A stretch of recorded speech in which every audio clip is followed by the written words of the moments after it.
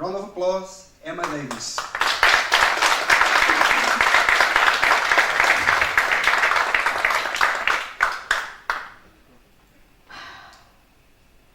At one of our club meetings, one of our Spanish-speaking members wanted to say that he needed a sheet, meaning the meeting agenda.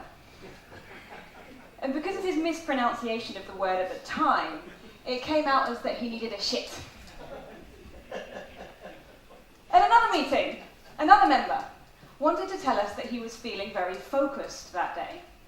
And it came out as he was feeling very fuck-assed. And at another meeting, in the improvisation section, I was asked about 80s music. I had a bit of a brain flip and suddenly found myself singing and dancing to Saturday Night Fever from the 70s. Who here has had a moment like that where you've just thought, oh, I can't believe that this is coming out of my mouth right now, or I can't believe I just said that? No? People with your hands down, you've never screwed up?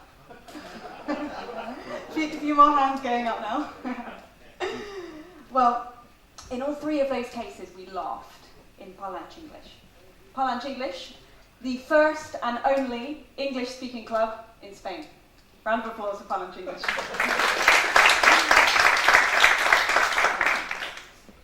We like to create a safe environment in Palanche English, as we spoke about before, earlier on today, about creating a friendly environment.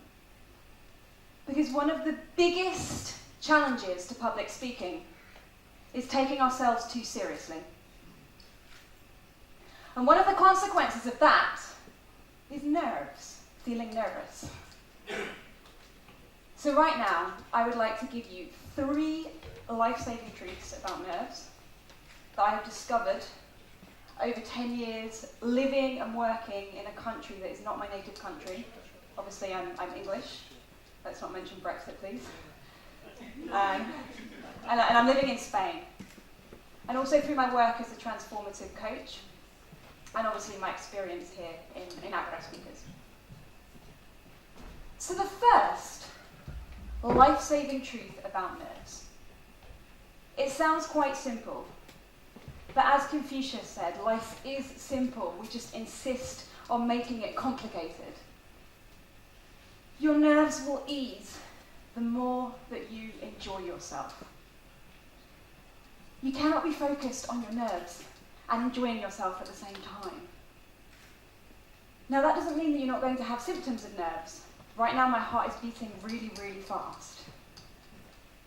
It just means that instead of those nerves being a barrier to you getting up and communicating, it helps you to deliver your message and to connect to the people in front of you. Now the reason that we don't enjoy ourselves, the reason that we don't enter into the state of flow, is because we make everything so important. And because it's so important, we start having a lot of thinking around it. So I'm thinking, ooh, this is the Agora Speakers Convention. I have to give an amazing presentation because I'm a president of a club. And it has to go really well, and the president of Palanchines is recording me, so it has to go even better. And because we're having all this thinking inside our head, it starts making a hell of a lot of noise in there, a little bit like this. I'm here on stage, and what's really going on in the background before I come out on here is something like this. So I want you all to look at the person who's next to you now. Just turn around and look into their eyes. If you have no one next to you, look at the empty space. And we're all going to say to each other, ding dong, ding dong, ding dong, ding dong, ding dong. And we're going to do this all together. So let's go. Ding dong. Ding dong, ding dong, ding dong, ding dong. We can make a little bit more noise than that, do you think? Let's go. Ding dong, ding dong, ding dong, ding dong, ding dong.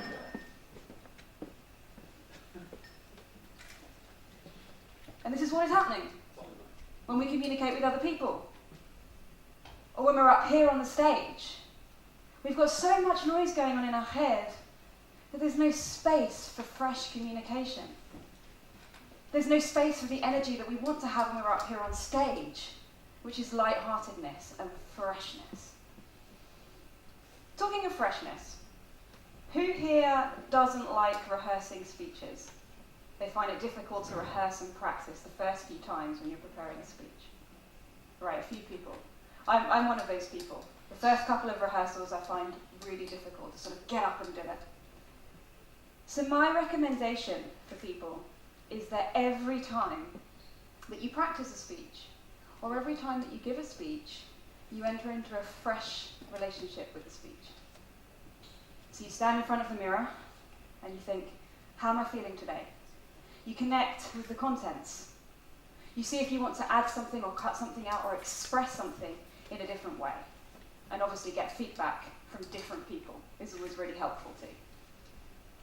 It's a little bit like a romantic relationship.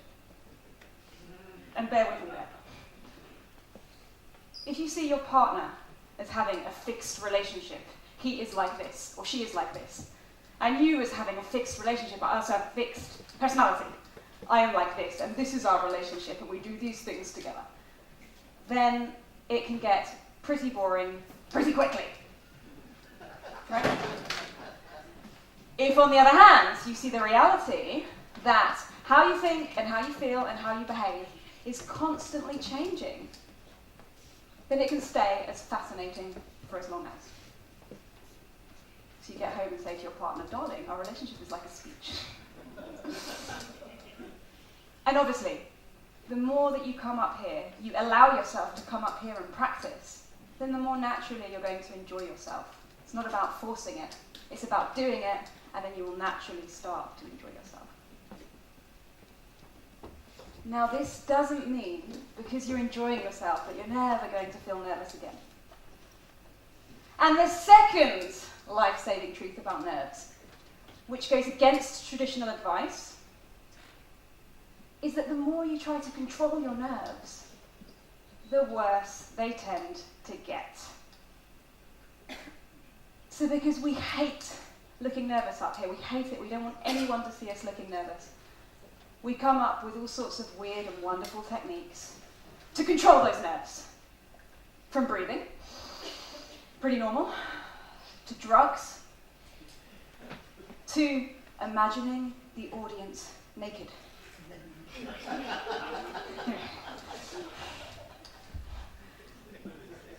Those techniques are fine, they're great if they help. It's good to breathe, right? Breathing makes your voice better, it has lots of positive consequences. But what happens if you don't have time to go to the toilet and do those breathing techniques and before coming up on stage? Antes, I just spoke in Spanish, that was funny. Or what if you get up here and the technique doesn't work? The thing about all those techniques is that they are based on the premise that nerves are bad. And nerves are one of the most natural human reactions that we can have to fear. And fear cannot harm you when you recognize it is just that. It is just a transient energy that will pass. The issue is that as human beings, we're afraid of feeling. We don't like to feel. We start feeling things and that's, ooh, I need to think some more to control those feelings. I need to find another technique. Ding-a-ling-a-ling-a-ling-a-ling-a-ling. We create more noise in our head and the fear gets worse. In all that space we cannot hear in order to have that fresh communication with the people in front of us. And the people in front of us, you guys, want to listen to someone who's feeling because you're feeling too. That's how we know that we're alive as human beings, because we feel. Now, essentially, we experience nerves consciously or subconsciously because we're afraid of what other people think. So that moment when the mobile phone goes off, that moment when you come up onto stage and you see everyone looking at you, you see all the eyes on you and you think, oh my God, like everyone in this room is thinking about me right now. Well, no, they might be thinking about what they're going to have in the break if there's any wine left. We've got no idea what another human being is thinking in any moment. And the thing is, I am not feeling what you guys are thinking right now. I'm feeling what I'm thinking. There isn't just one speech in this room at the moment. There are, however many of us there are in here, so 60 people. There are 60 speeches going on at the same time. Because every single one of you has your own cocktail of reality that you're creating in this moment. And it will change in the next one. So maybe you're thinking, oh, when's she going to finish? I wonder what food there is outside. And you're thinking, it's actually quite interesting. Oh, but I forgot to call my mother yesterday. Every single person with their own reality. So I cannot control what you're thinking. I can't even control what I'm thinking. The importance thoughts will come into my head, like, oh my God, he's recording. But the more I try to grab onto those thoughts and change them and have positive thinking and all the rest of it, the more ding-a-ling-a-ling-a-ling-a-ling-a-ling-a-ling, and the less that I can focus on just being here with you guys. It was like a month ago, I was on the plane to India, and there was some turbulence on the plane. So I was like, okay, let's just breathe. It's going to be okay, it's going to be okay. Until I suddenly started laughing like Jorge was, because I realized it was ding-a-ling-a-ling-a-ling-a-ling. And no matter how much breathing, or how many positive affirmations I gave to myself, if the plane was going to crash, the plane was going to crash. And the third life-saving truth about nerves is the best news yet. Your nerves are your body taking care of you. They're your natural wisdom saying to you, hey, you're taking this too seriously, you're making this too important, you're ding-a-ling-a-linging too much. Come back to the present moment. Come back here to the physical reality of what is happening. And just express yourself in the only moment you've got. You can only breathe now. It's the only thing you've got, guaranteed. So while you're here and while you can, be spontaneous with what you've prepared or what you've not prepared. Be spontaneous, express yourself. That wisdom that shows up in your body as nerves is who you really are. That wisdom is always available to you, that creativity, that intuition. That same wisdom will help you if you're up on the stage and your mind goes blank. It will tell you what to do.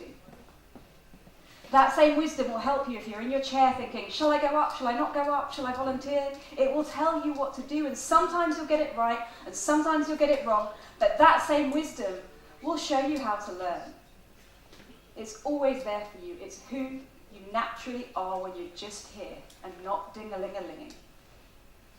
Just like little children, who they fall over, they hurt themselves, they cry their eyes out, and then 2 minutes later, someone gives them an iPad, and they're the happiest people in the world. A natural flow of emotions, that's what we're naturally built for. To conclude, stop taking it so seriously, stop making it so important, and allow yourself to come up here, have fun, be vulnerable, make mistakes, and naturally start enjoying it more and more. Don't try to control your nerves. Embrace them. And allow your body, your natural wisdom, to look after you. Whatever you think about yourself as a public speaker or as a person is not true. It's just a thought you're having in this moment, and it will change in the next moment. You're the one who's here. You're the one with the opportunity to communicate in this moment, whatever comes through fresh.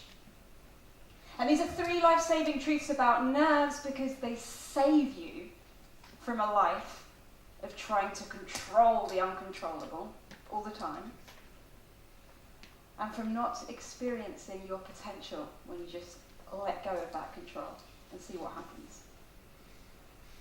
So today, I'm really looking forward to chatting with you. Please do come up and have a chat. And I can't wait to hear the rest of the people who are coming up to speak on the stage as well. I encourage you to come up here, enjoy yourself, be here in the moment, be spontaneous, have fun, and don't worry about nerves. As the mystic Sydney Banks said, if the only thing that people learnt were not to be afraid of their own experience, that alone would change the world. Thank you very much.